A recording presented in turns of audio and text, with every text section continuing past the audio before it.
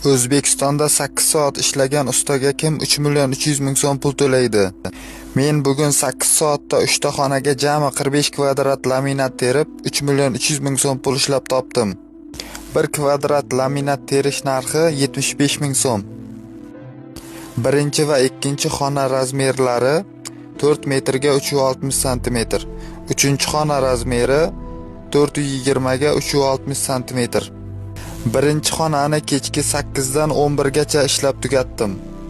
Ikkinchi va uchinchi xonani 2 soatdan 4 soatda bitirdim.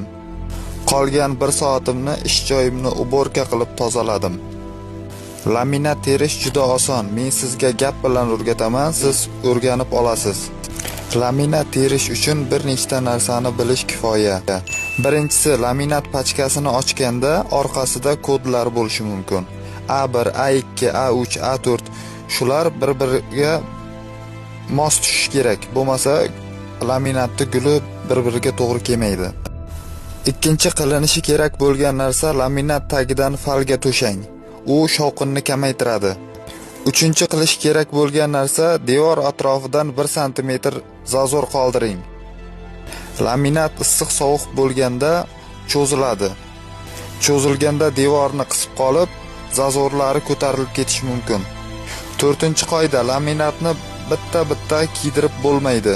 Avval bir qator uzun qilib to'shalib kiydiriladi, keyin asosiy polga qo'shiladi. Endi siz o'zingiz laminat terishingiz mumkin. Bu videoni tarqalishida o'z hissangizni qo'shing.